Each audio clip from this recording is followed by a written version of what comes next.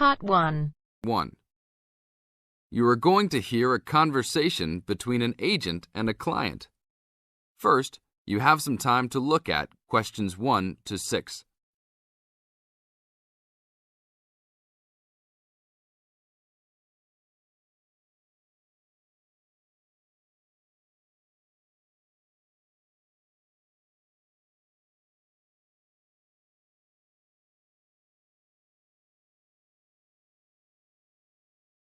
Now listen to the tape and answer the questions. Hello? Hi, good morning. Are you open yet? Yes, we are. Come in. Would you like to rent an apartment in the city? Well, kind of. I'd rather rent one near the harbor if possible. Oh, okay. Do you like the water? Yes, I do, but I actually repair sailboats for a living, so I'd like to be close to work. That's understandable. We all want to live close to work. Well, I think I have something near there. How many rooms would you like? Just one. I'm alone. But I would like to have an extra room for my dog. So you'd like 2 rooms and an apartment that accepts animals. Here's one. It's 1 block up from the harbor and renting for $445. How's that? That's perfect. Just what I was hoping to pay. What floor is it on? Floor? Oh, it's on the 12th floor. That's too high. I'd like to be on the 1st or 2nd floor so that I don't have to use the elevator. My dog, he's scared of them. Oh, well then, that's a little more complicated. Let me make a few calls. Okay, I think I found a couple more for you. Here's one that might suit your needs. How much? $395 a month. That's cheap. But it's only a 1-bedroom, a large one, but it's still just 1 room. Oh, well, regardless of whether the room is small, I still need a separate room for my dog. What else do you have?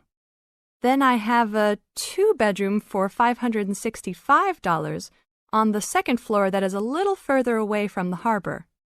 How far? About a half mile, and they accept pets. That's a little more than I had planned on paying, but I guess I could look at it. What's the address? 224 Williams Avenue, Harbor Square. 224 Williams Avenue. Got it.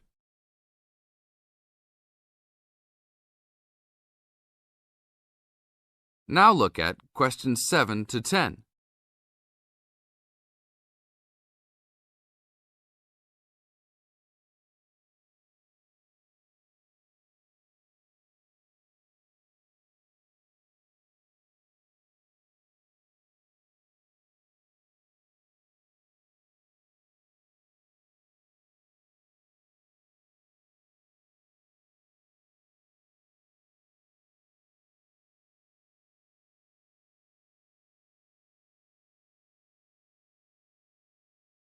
As the talk continues, answer questions 7 to 10.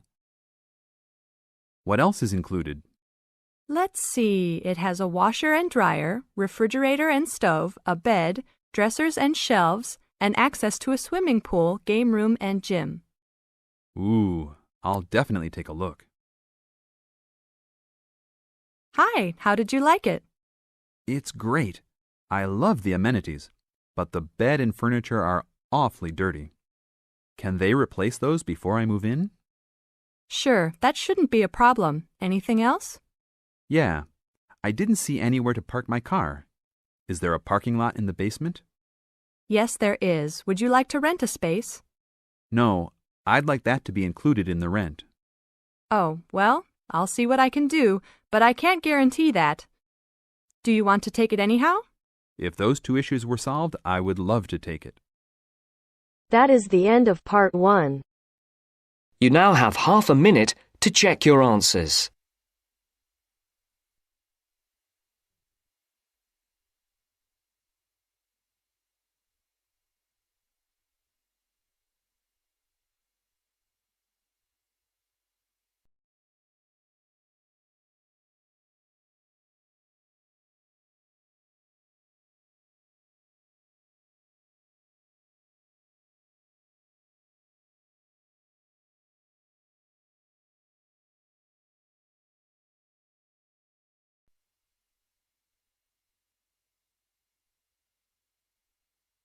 Now turns to Part 2. Part 2. You are going to hear the Director of the Leadership Council give his welcome address at a convention. First, you have some time to look at questions 11 to 15.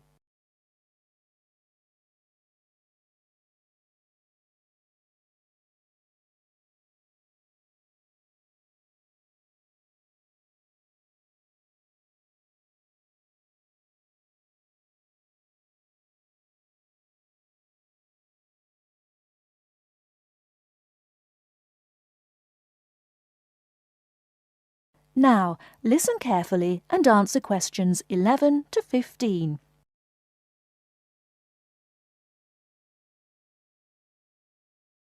Ladies and gentlemen, can I have your attention, please? Please find your seats. Snacks will be available all day long. Thank you.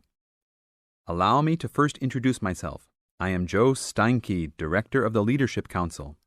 On behalf of the Organizing Committee for the 8th Annual Leadership Conference, I welcome you all to San Dimas, California, for a special session on postmodern solutions. We have people attending from as far away as Toronto, New York, and even the Bahamas. Frankly, I wish we had gone to you there. But we're very glad you're all here. Let me say further that this will be our largest conference yet. Registrations have far surpassed our expectations. For the first 3 days, we will be hosting more than 325 participants for lectures and workshops.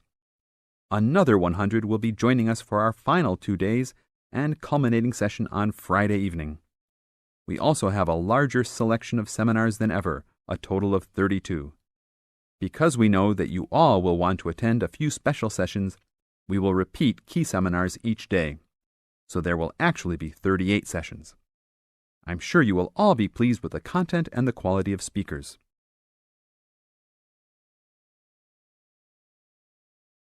Before you hear the rest of the talk, you have some time to look at questions 16 to 20.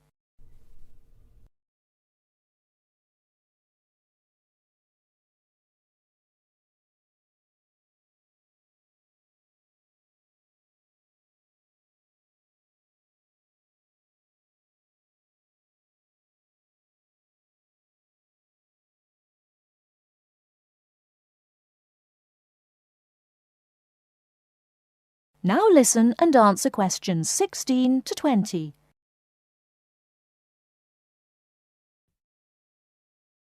Now, for those who have opted not to take part in our bag lunches, there are a number of places nearby that we can recommend.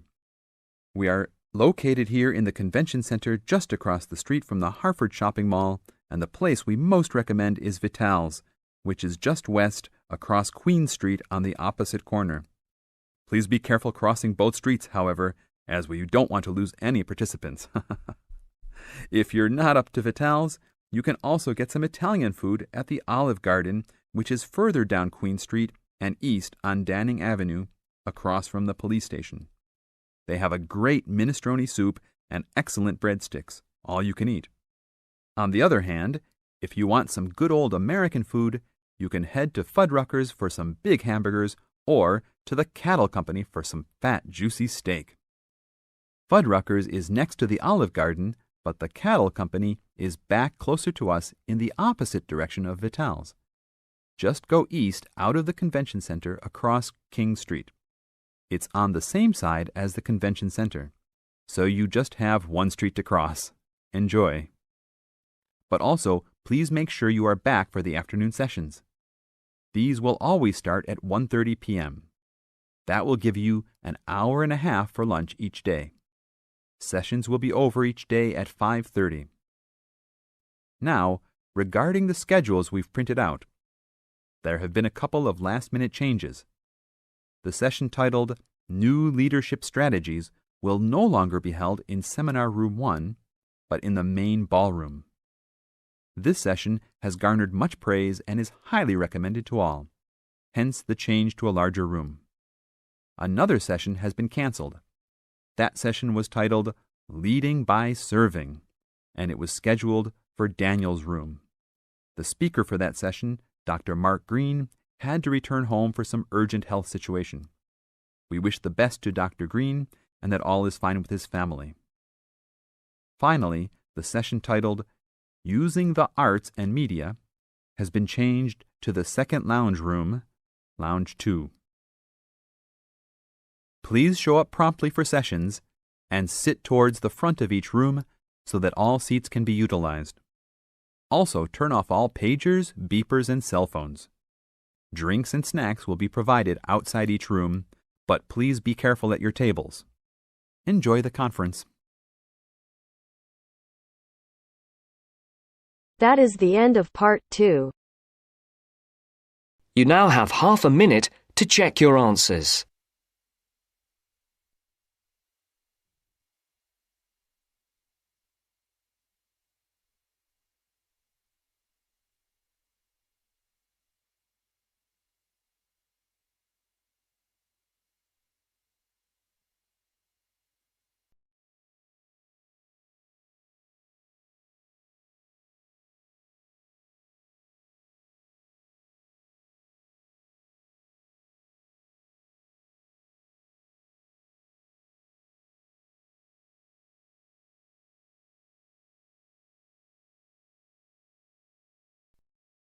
Now turns to part 3.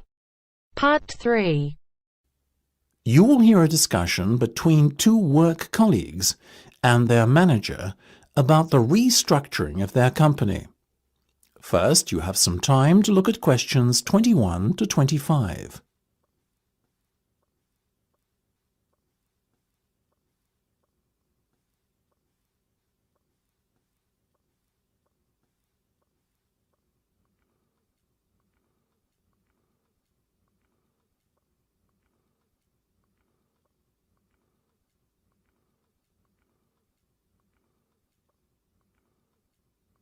Now listen carefully and answer questions 21 to 25.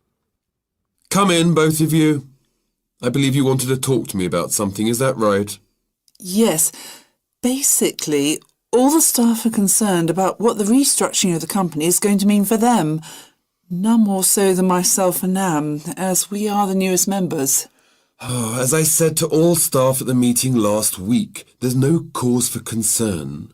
There will be no compulsory redundancies. All redundancies will be on a voluntary basis.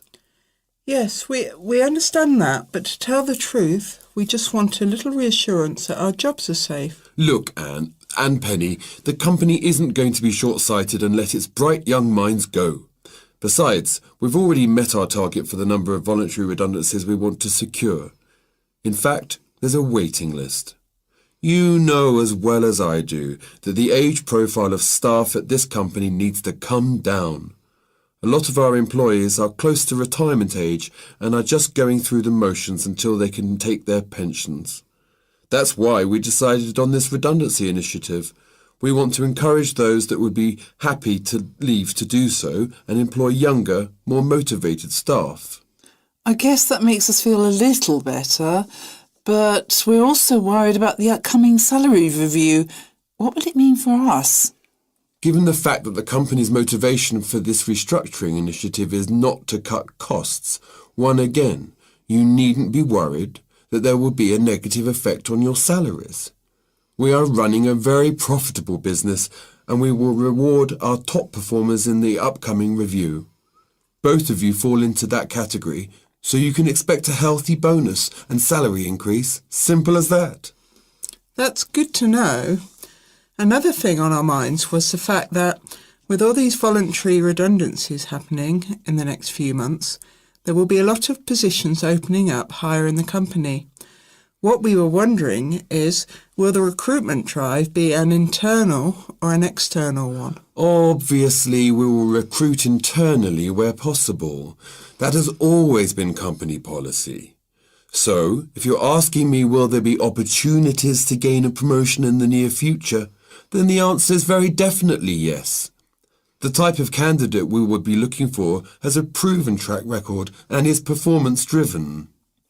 How can we improve our chances of getting promoted then when the opportunity arises? Well, in the meantime, be prepared to take on additional responsibilities. especially those relating to the management of other members of staff. Obviously, the higher up you go in the company, the more involved you'll be in managing people. What the management team is looking for then is proof that you can work effectively with and manage other members of staff. Before you hear the rest of the discussion, you have some time to look at questions 26 to 30.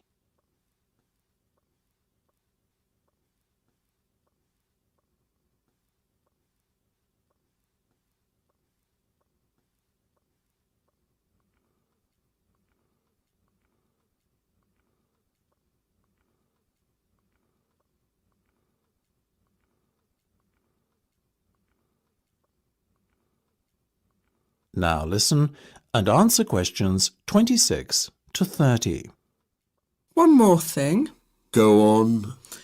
This project you've given us to manage, is it a test of our abilities? I guess you could say it is a test of sorts, but look at it more as a chance for you to prove yourselves. Actually, now that I have you both here in private, can we talk about that a bit? Of course. OK, Penny, let's start with you. Has the timescale been agreed yet? Yes. You said we have a total of 8 weeks to bring the product to launch. So we've decided to allocate 3 weeks at the beginning to product research and prototype testing. Very good. Then after that, we are going to spend a further 3 weeks formulating our marketing strategy and doing some research and testing on a sample of the target market itself to get some feedback. And presumably the last 2 weeks will be devoted to the launch? Exactly. Now, let's talk estimated costs. Well, you've given us a total budget of £100,000. Of that, we're allocating 50% to product development and testing, a further 25% to marketing, and £25,000 will be spent on the launch. Penny, give me a breakdown of the launch costs, would you? Sure. £10,000 will be spent on hiring and decorating the venue, £10,000 will be spent on promotional work, and the remaining money will be used to pay for catering and administrative costs. I'm very happy with that, to be honest. As I said, you guys should stop worrying. You're doing a fantastic job, so keep it up.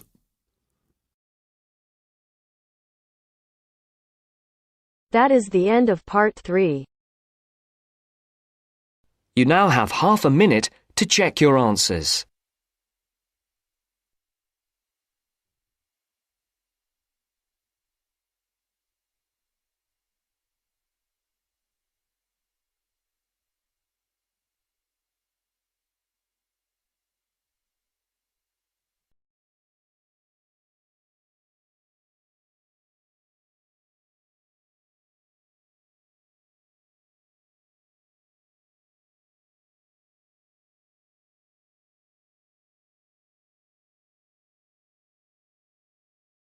Now turns to part 4. Part 4. You'll hear a teacher talking about several British art galleries. First, you have some time to look at questions 31 to 33.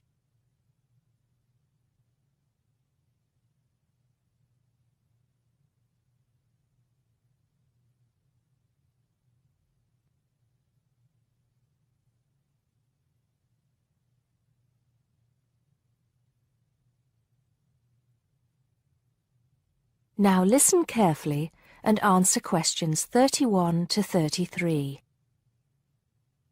Good afternoon. Welcome to the first class of V100 Art and History. The objectives of the course, as you will have seen if you've taken a look at the syllabus, include familiarizing yourselves with the vocabulary and language of art, learning about the basic elements of art and design, and finally, discussing historical periods as they pertain to art. The course will also give you the opportunity to visit some of the many galleries and museums that Britain has to offer. So, having said that, I'd like to spend the rest of today's class talking about 4 of the more important galleries that we will be visiting in the coming year.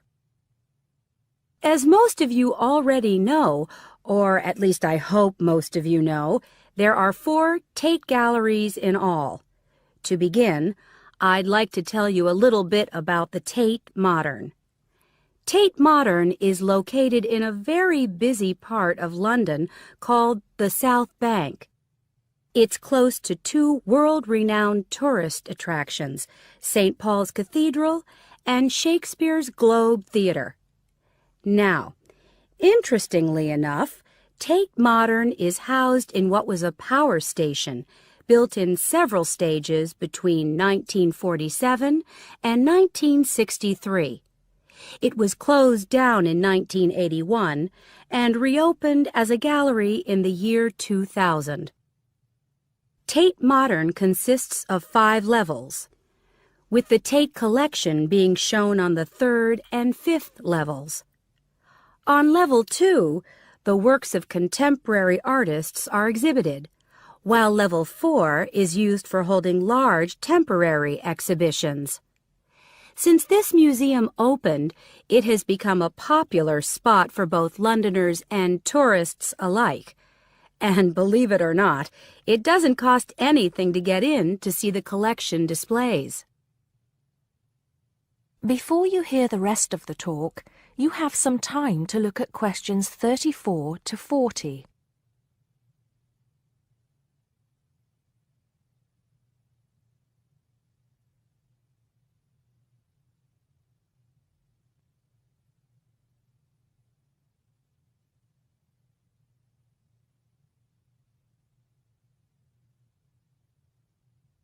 Now listen and answer questions 34 to 40. Now, the second gallery I'd like to talk about is Tate St. Ives, which is in Cornwall.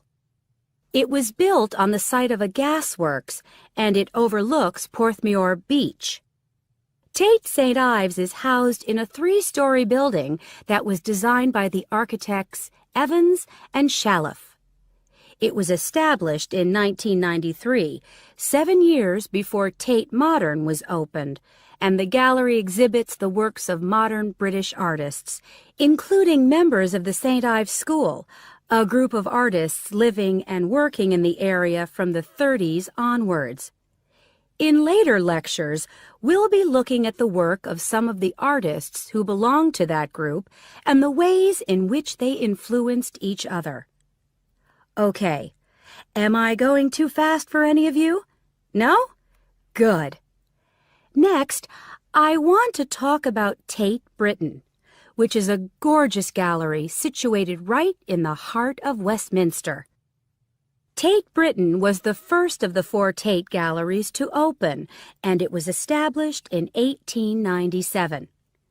It was built on the site of an old prison, and when it first opened its doors, it was called the National Gallery of British Art.